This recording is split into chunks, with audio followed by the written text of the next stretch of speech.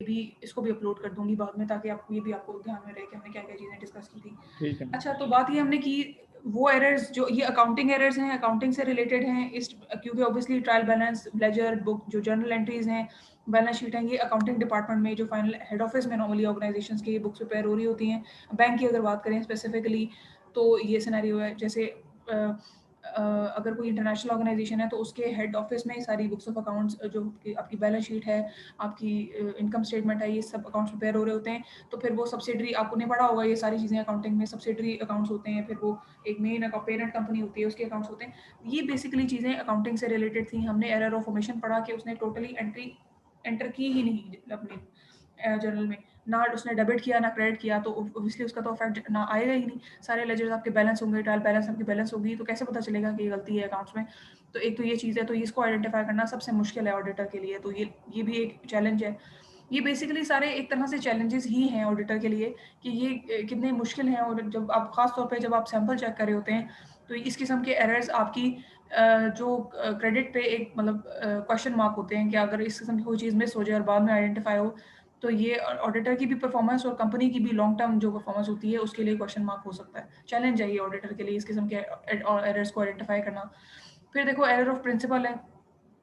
Error of principal में क्या होता है, एरर ऑफ तो ये हमने देखा कि एरर ऑफ कमीशन और एरर ऑफ जो प्रिंसिपल है दैट इज समवट सिमिलर। हम पहले एरर ऑफ कमीशन देखते हैं, देन हम आते हैं इस पे एरर ऑफ प्रिंसिपल पे।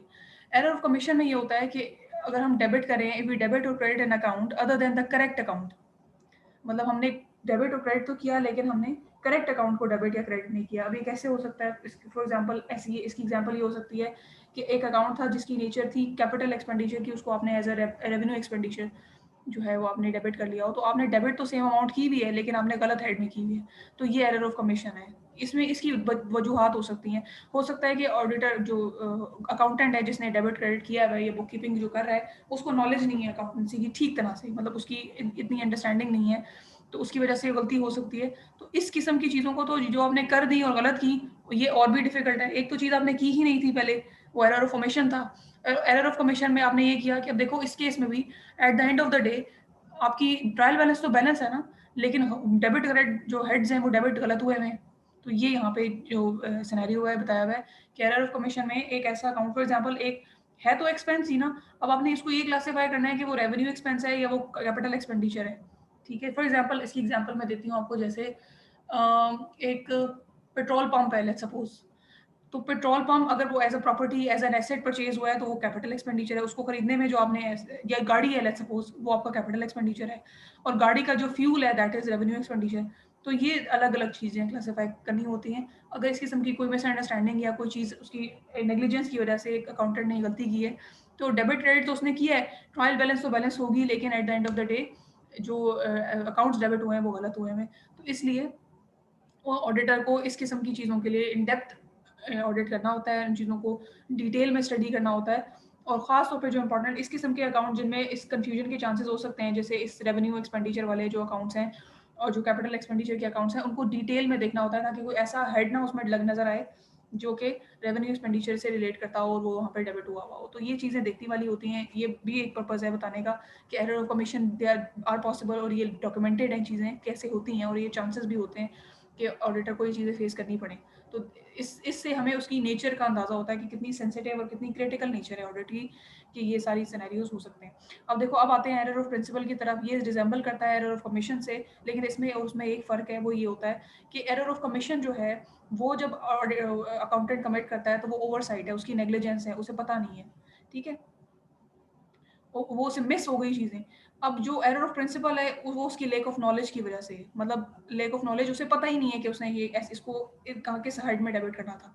अब उसके सिनेरियो में जो एरर ऑफ कमीशन है वो करने से, मतलब उसको इस चीज़ की नॉलेज थी लेकिन वो भूल गया या उससे कोई चीज़ मिस हो गई ओवरसाइट की वज़ह से, नेग्लिजेंस की वज़ह से। लेकिन यहाँ पे नेग्लिजेंस नहीं है, यहाँ पे लैक ऑफ नॉलेज है। नेग्लिजेंस और लैक ऑफ नॉलेज में फ़र्क होता है। एक में आपको पता होता है चीज़ों का और आपसे केयरलेसनेस हो जाती है, और यहाँ पे तो आपको पता ही नहीं है। तो ये बस ये जैसे मैंने ये example the capital and revenue expenditure की, दोनों केसेस में एप्लीकेबल हो सकती है कि वहाँ पे तो आपसे नेग्लिजेंस हो गई, यहाँ पे आपको पता ही नहीं था कि अच्छा ये तो एक्सपेंडिचर जो मैं इस हेड में डेबिट करी हूँ मुझे इसमें नहीं उस दूसरे में करना चाहिए। तो ये थोड़ा सा फ़र्क है, लेकिन ये फिर स्टिल फ़र्क मौजूद है। फिर देखो एरर्स ऑफ प्रिंसिपल को डिस्कस किया, एरर्स ऑफ ओरिजिनल एंट्री को देखते हैं कि एक ट्रांजैक्शन जो है आपने इनकरेक्ट अमाउंट में अगर रिकॉर्ड कर दी है तो दैट इज ऑल्सो, मतलब ये समटाइम्स ऐसे चेक्स में भी हो जाता है। अगर आप देखिए ना, फॉर एग्जांपल अगर पे ऑर्डर बनाने लगे हैं, समटाइम्स ऐसा होता था कि अगर पे ऑर्डर बनाने लगे हैं और सैलरीज की लिस्ट आई हुई है तो 2-5, मोस्टली ऐसा होता था कि 2-5 की जगह 5-2 लिख दिया, एक जीरो ज़्यादा लगा दिया, इस किस्म की एंट्रीज भी हो जाती हैं। तो अगर आपने दोनों साइड पे, डेबिट क्रेडिट साइड पे इस तरह की एंट्री हो गई है और वो गलत हुई है, तो इसका मतलब है कि ओरिजिनल एंट्री में गलत है, मतलब उसमें प्रॉब्लम है, और ये भी सिनेरियो हो सकता है। हाँ, अच्छा, उसके बाद मतलब गलत अमाउंट से आपने एंट्री, ओरिजिनल एंट्री आपने गलत अमाउंट से पोस्ट की हुई है, तो ये भी सिनेरियो हो सकता है। फिर वो एरर्स जो कि ट्रायल बैलेंस को अफेक्ट नहीं करते, वो देख लेते हैं कि वो क्या होते हैं।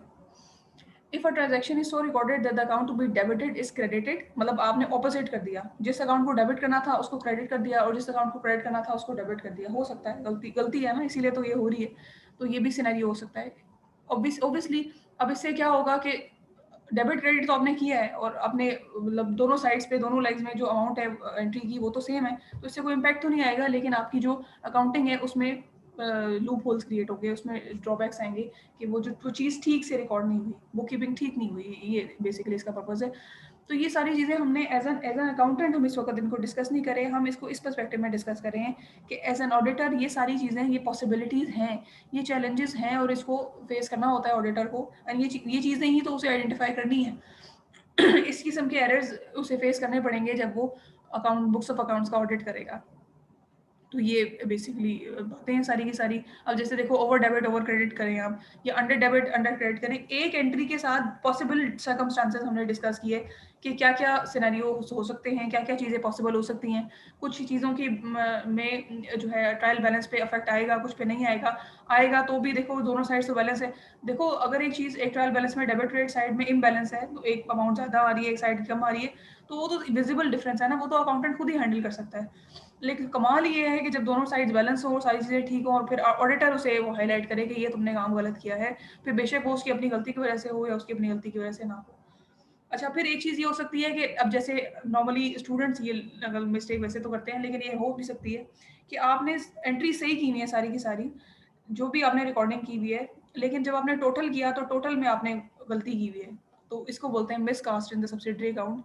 कोई भी ऐसी, ये लेजर्स के केस में भी हो सकता है, ये ट्रायल बैलेंस के केस में भी हो सकता है कि आपको अगर आपने टोटलिंग में कोई गलती की हुई हो, और ये नॉर्मली होती है मिस्टेक, ये इस वक्त लग रही होंगी आपको शायद, ये बहुत ही माइन्यूट बातें हैं, ये बहुत ही मतलब बेसिक सी बातें हैं, लेकिन ये इस तरह की चीज़ें होती हैं क्योंकि जब काम का प्रेशर होता है ना और काम बहुत ज़्यादा आ रहा होता है एक सीट पे, तो इस किस्म की गलतियों के चांसेस बेतहाशा होते हैं और ये होती हैं। ये मैंने भी विटनेस की हुई है इस तरह की मिस्टेक्स। तो ये टोटलिंग में बेसिकली मिस्टेक है, तो उसको आप कह रहे हैं कि सब miscast in the subsidiary account. फिर देखो कंपनसेटिंग एरर्स हैं। It is possible that two or more such errors may be made in the books of accounts which cancel out the effect of each other. For example, देखो अगर sales book को आपने overcast किया 1000 से और purchases को आपने जो है वो ओवरकास्ट किया 1000 से, तो नेट इफेक्ट क्या है, क्योंकि परचेजेस की जो नेचर है वो डेबिट की है और सेल्स से जो आपको प्रोसीड्स आ रही हैं वो क्रेडिट की आ रही हैं, तो ये आपस में ही वो जो नेट इफेक्ट है वो नील हो जाएगा और आपकी जो ट्रायल बैलेंस का नेट इफेक्ट है उस पर कोई फर्क नहीं पड़ेगा। तो ये इस किस्म के सिनेरियोज भी हो सकते हैं। कंपलसेट यानी कि एक एंट्री के का जो डिफरेंस है वो दूसरी एंट्री के डिफरेंस से जो है वो नील हो जाएगा। तो इस किस्म के सिनेरियोज भी होते हैं। तो बताने का पर्पस ये है कि डिफरेंट साइड टाइप्स के डिफरेंट चीज़ें, डिफरेंट सिनेरियोज हो सकते हैं अकाउंटिंग में, अवेलेबल प्रोसीजर्स होते हैं, अकाउंटिंग एरर्स होते हैं। अब ऑडिटर का काम ये है, आपने ऑडिटर के पर्सपेक्टिव से देखना है इसको, आपने एज एन अकाउंटेंट अभी बात नहीं कर रहे, आप कह रहे हैं कि ऑडिटर का ने ये सारी चीज़ें भी हाईलाइट करनी होती हैं और आइडेंटिफाई करनी होती हैं। तो अगर वो जितना अपनी जॉब पे उसकी कमांड ज़्यादा होगी, जितना उसका उसकी नॉलेज और उसको चीज़ों का प्रोसीजर्स का ज़्यादा अच्छा पता होगा, जितना उसका एक्सपीरियंस ज़्यादा होगा, उतना ही वो उसको आइडेंटिफाई करने की पोजीशन में होगा।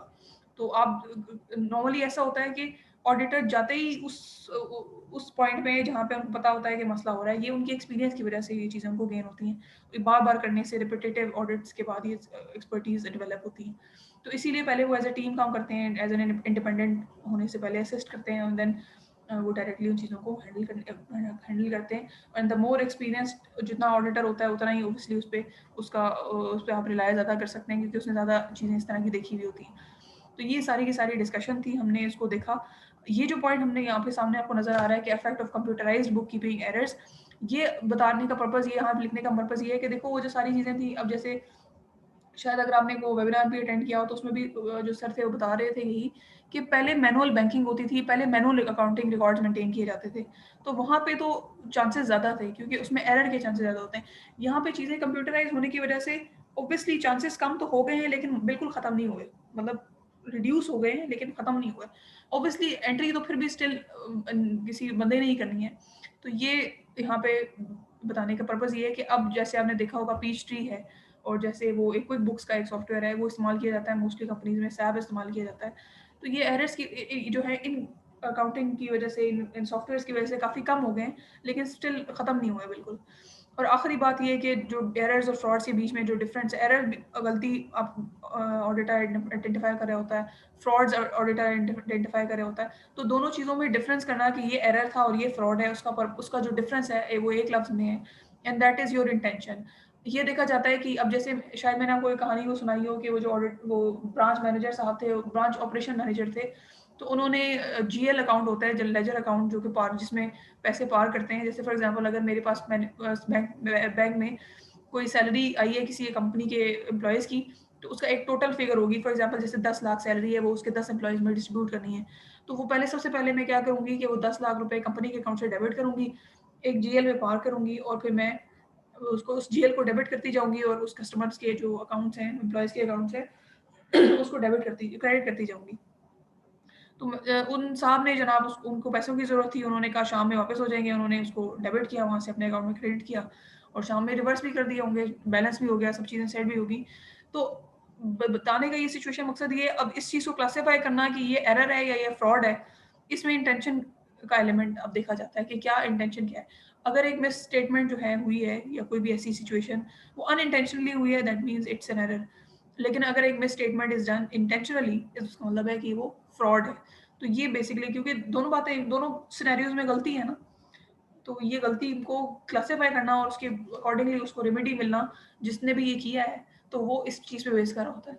तो नॉर्मली एरर्स में भी ये क्लासिफ़िकेशन होती है कि ये ऐसा माइनर एरर है। मैं आपके साथ शेयर करूँ एक दफ़ा एज़ अ ऑपरेशंस ऑफिसर मैं एक बैंक में थी, वहाँ पर क्या हुआ कि मुझे एक बनाना था, सीडीआर बनाना था, कॉल डिपॉज़िट रिसीप्ट उसे बोलते हैं। जैसे पे ऑर्डर होता है वैसे ही कॉल डिपॉज़िट रिसीप्ट भी होती हैं। वो कंपनीज़ तब बना मतलब कस्टमर सब प्रेफ़र करते हैं बनाना जब उन्होंने टेंडर कोई फ़िल करना होता है। अच्छा, उसमें ये होता है कि कंपनी के जीएल मतलब बैंक के जीएल्स में पैसा पार्क हो जाता है, कस्टमर के अकाउंट में डायरेक्टली वो नहीं होता, कस्टमर के अकाउंट से डायरेक्टली नहीं जाता, यानी कि कस्टमर के अकाउंट से डेबिट होके बैंक के जीएल में पार्क हो जाता है। जब वो डिपॉज़िट कॉल होती है तो फिर वो वहाँ से डेबिट हो जाता है कस्टमर के अकाउंट से, अगर नहीं कॉल होती तो वापस हम क्रेडिट कर देते हैं कस्टमर के अकाउंट में। तो that is more safe for the banks क्योंकि बैंक के पास डिपॉज़िट की कमी शो नहीं होती उनके अपने अकाउंट्स में। खैर वो तो अलग बात है, मैं ये सुना रही थी कि हुआ ये कि मैंने वो जनाब 1 ज़ीरो ज़्यादा लगा दिया। जैसे आप समझें कि 1 लाख था तो वो 10 लाख हो गया। तो अब डिपॉज़िट मैंने क्योंकि मेरे पास बहुत ज़्यादा आ रहे थे और मैंने वो बना दिया। अब मेरे चूँकि गलती मेरी थी, अब होता इसमें ये है कि आपको शायद इस चीज़ का अंदाज़ा हो कि ड्यूल कंट्रोल होता है। यानी कि मैंने एक चीज़ बनाई, एक मैंने इंस्ट्रूमेंट बनाया एज़ अ जूनियर ऑफ़िसर, फिर मेरा जो सीनियर ऑफ़िसर है उसको सुपरवाइज़ करेगा, उस एंट्री को देख के ताकि मैंने सही की है, कोई गलती तो नहीं की। सारी चीज़ें ठीक हैं, फिर उसको जो उनका इंस्ट्रूमेंट होता है बैंक का उसको प्रिंट किया जाएगा और फिर जनाब साइन होंगे, जो ऑथराइज़्ड सिग्नेटरीज़ होते हैं उनके साइन होंगे 2 लोगों के और वो जनाब कस्टमर को दे दिया जाएगा। अब हुआ ये कि मैंने 1 ज़ीरो ज़्यादा लगा दिया, कस्टमर का अकाउंट डेबिट करके सीडीआर बना दिया। अच्छा जो मेरे सीनियर थे उन्होंने भी नहीं देखा, उन्होंने उसको कर दिया, ऑथराइज़ कर दिया जनाब वो बन गया सीडीआर और अब जाना था वो कस्टमर को। जब वहाँ पे पहुँचा तो पता लगा उनको कि ये तो अकाउंट डेबिट हो गया है और ये ज़ीरो एक ज़्यादा लग गया है, तो ये तो गड़बड़ हो गई है। अब जब ये चीज़ हाइलाइट हुई तो ऑब्वियसली अब ये गलती थी और बड़ी सीरियस गलती थी। तो अब एक्सप्लेनेशन कॉल हुई तो पता चला कि ये किसने बनाया है और ये किसने ऑथराइज़ किया है। तो बनाया तो मैंने था, ऑथराइज़ मेरे जो है वो सीनियर ने किया हुआ था। तो अब जो इसमें जो मेरे पार्ट पे सिनेरियो हुआ मुझे तो कोई फ़र्क नहीं पड़ा क्योंकि ऑब्वियसली मेरे से मैं तो और भी बना रही थी और मतलब चीज़ें कर रही थी सारी। तो जो हमारे सीनियर थे, जो बॉम थे ब्रांच ऑपरेशन मैनेजर, उनको जनाब उन्होंने उस पोज़ीशन से जिस पे वो बैठे हुए थे, उनसे उनको ट्रांसफ़र कर दिया एक दूसरी लाइट ब्रांच पे कि भई आपने देखा क्यों नहीं? आपकी यही तो ज़िम्मेदारी थी कि सारा काम हो क्या रहा है, आपने सिर्फ़ साइन कर दिए। आपको देखना चाहिए था कि ये आपने देखा नहीं, आप कर क्या रहे थे? आपने ऑथराइज़ कैसे कर दी? तो ये उनके साथ बेचारे सर के साथ ये हुआ मेरी वज़ह से। तो इस किस्म की सिनेरियो सिचुएशन बताने का पर्पज़ ये है कि होती हैं, ये प्रैक्टिकली होता है। मतलब अब ऑब्वियसली जब आप एक सीट पे बैठे होते हैं, आपके पास काम का इतना प्रेशर होता है कि बहुत ज़्यादा चांसेस होते हैं कि आपसे इस तरह की गलती हो जाए। समटाइम्स ऐसे होता है 2-5, ये जो फिगर है ये 5-2 हो जाती है, मतलब सिमिलर 3-9, 9-3 हो जाता है। तो ये इस तरह की सिनेरियोज़, इस तरह की गलतियाँ बहुत होती हैं जब आपके ऊपर प्रेशर होता है काम का बहुत ज़्यादा। और आपने देखा ही होगा कि बैंक से बाहर कितनी लंबी लाइनें लगी हुई होती हैं। तो इसीलिए ड्यूअल कंट्रोल मेंटेन किया जाता है, और जो ड्यूअल कंट्रोल जो ऑपरेशन ऑफिसर जो उसका सीनियर्स होते हैं, उनको बिठाने का पर्पज़ ये होता है कि वो स्क्रूटनाइज़ करे होते हैं, वो देख रहे होते हैं। तो यहाँ पे उसकी नेग्लिजेंस बताने का, ये स्टोरी सुनाने का पर्पज़ ये था कि यहाँ पे नेग्लिजेंस थी उसकी। मतलब उसकी ड्यूटी थी, उसको देखना चाहिए था। वो किसी तरह भी वो जस्टिफाई नहीं कर सके कि ओहो मुझे भूल गया था देखना, क्योंकि उन्होंने उसको सुपरवाइज़ किया हुआ था। और जब इंस्ट्रूमेंट बन के उनके सामने गया तो उन्होंने उसको साइन किया हुआ था। तो जो उन्होंने अपना पार्ट प्रॉपर प्ले नहीं किया, तो उसकी वजह से उन्होंने फिर ये इस तरह से एक सॉर्ट ऑफ पनिश किया, क्योंकि उनकी रिस्पॉन्सिबिलिटी ज़्यादा थी as compare to my responsibility. तो ये सारी चीज़ें होती हैं, और उसको आइडेंटिफाई और क्लासिफाई करना होता है, और वो ऑडिटर्स के कमेंट्स की बेसिस पे हो रहा होता है। और ऑडिटर की जो रिपोर्ट होती है, लेट्स सपोज मैं अब मैं ये देखा कि मैंने एक चेक में मेरे मेरे अकाउंट में अगर ऑडिट हो रहा है और ये सारी चीज़ें जो भी गलतियाँ आइडेंटिफाई हुई हैं मेरे पार्ट पे कितनी हैं, उसकी बेसिस पे मेरा बोनस या मेरी जो प्रमोशन है वो बेस करी होती है। तो ये बड़ा एक एक इंटेंसिफाइड किस्म की जॉब है, जो हर एस्पेक्ट पे हर एम्प्लॉय को बॉदर करी होती है ऑडिटर की। इस किस्म की गलतियाँ जो देखी जाती हैं, और ऑडिटर की जॉब बड़ी सेंसिटिव होती है। समटाइम्स उसको अच्छी तरह नहीं लिया जाता, कि ऑडिटर को समझा जाता है कि ये बड़ा मतलब बुरी तरह उसको ट्रीट किया जाता है, कोई भी अच्छा नहीं समझता। ऑब्वियसली जो आपको क्रिटिसाइज़ करता है उसको कोई भी अच्छा नहीं समझता, लेकिन स्टिल ये ज़रूरी डिपार्टमेंट बहुत ज़रूरी है, बिकॉज़ इसी की बेसिस पे हर कोई किसी को पता होता है कि वी विल बी अकाउंटेबल, हमें पूछा जाएगा, तो हर कोई अपना काम ठीक से करने की कोशिश करता है। तो ये सारी की सारी स्टोरी थी जो मैंने आपको सुनाई और सारा टॉपिक डिस्कस किया। तो अब आप इसको देखिएगा, जितने भी हमने टॉपिक्स डिस्कस किए हैं, जो 4 चैप्टर्स हैं उनको अच्छी तरह गो थ्रू करना। आपका जो पर्पस है बेसिकली वो ये होना चाहिए कि मुझे जो इसकी जो बेसिक, देखो एक किताब पढ़ के आपको इसमें अल्लामा तो नहीं बन जाएंगे, लेकिन आपको जो बेसिक बेयर मिनिमम नॉलेज है वो आपको पता होनी चाहिए कि आपने एक सब्जेक्ट पढ़ा है उसमें क्या है, उसकी जो बुनियादी बातें क्या हैं वो आपको पता होनी चाहिए। फिर उसमें एडिशन तो आप देखें, आप जितनी मर्जी किताबें पढ़ें, जितने आर्टिकल्स लेटेस्ट पढ़ें, जितनी वीडियोज़ आप लेटेस्ट पढ़ें, तो आपकी नॉलेज एकम्युलेट होती रहती है, आप ज़्यादा बेहतर इन्फॉर्म्ड होते हैं सब्जेक्ट के बारे में, जिस पे आप ज़्यादा मेहनत करते हैं। लेकिन अगर आपसे कोई ये बात कहे कि ऑडिटर क्या होता है, ऑडिटिंग का प्रोसेस क्या है, वाउचिंग क्या होती है, ये सब चीज़ें कोई पूछे आपसे और आपको ना पता हो, तो इसका मतलब ये है कि यू डिडंट आपने जस्टिस नहीं किया सब्जेक्ट के साथ, आपने एक चीज़ पढ़ ली, आपने उसका हक अदा नहीं किया। तो इसलिए जो बेसिक और बुनियादी चीज़ें हैं उनको अच्छी तरह से समझें, आप अपने लिए पढ़ें, आपको इन चीज़ों का पता होना चाहिए at the end of the day. बस this is the last statement from my side. ठीक है?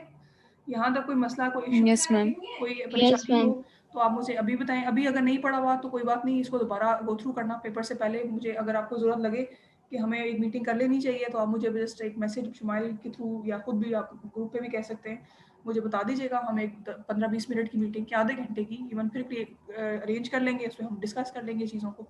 लेकिन इसको समझ के करना। देखो अभी में तो जो पेपर्स हैं वो भी आप देख रहे हैं कि ऑनलाइन है, there is no that issue, ऐसा तो इश्यू नहीं है ना, मतलब सारी चीज़ें आपके सामने open book sort of paper है, स्लाइड्स आपके पास मौजूद हैं, वीडियोज़ आपके पास मौजूद हैं, पेपर आपको मिलेगा, आपने अपनी कन्वीनियंस पे आराम से उसको करके सबमिट करना है। और आपने देखा ही होगा कि मेरा कोई इतना स्ट्रिक्ट वो स्टाइल नहीं है, ना पढ़ाने का, ना मार्किंग करने का, वो भी आप देखेंगे। तो इसलिए जो फ़ोकस होना चाहिए वो आपके अपनी सब्जेक्ट अंडरस्टैंडिंग पे होना चाहिए, क्योंकि ये सारे काम आपके लिए हो रहे हैं ना, आपको समझाने की कोशिश की जा रही है, आपको आपको फैसिलिटेट करने की कोशिश की जा रही है। तो आपने इसको सीरियसली लेना है, और जो थोड़ा बहुत हम पढ़ेंगे, अभी हमने पढ़ा है और जो हम बाद में भी पढ़ेंगे, उसमें से आपने मैक्सिमम कोशिश करनी है कि आपकी आपकी अंडरस्टैंडिंग बेहतर हो। ठीक है? Yes ma'am. इस नोट पे फिर मैं इसको कंक्लूड करती हूँ। अपना ख़्याल रखें, और फिर आपने मुझे बताना है, ठीक है? कोर्स हमने डिसाइड कर लिया है, इसको मैं ऑफ़िशियली ओके। ग्रुप पे भी भेज देती हूँ ताकि सब सेम पेज पे रहें। Okay ma'am. चलें, अपना ख़्याल ओके रखें। मैम। ओके, खुदा हाफ़िज़। मैम अल्लाह हाफिज। अल्लाह हाफिज़ मैम। अल्लाह हाफ़िज़।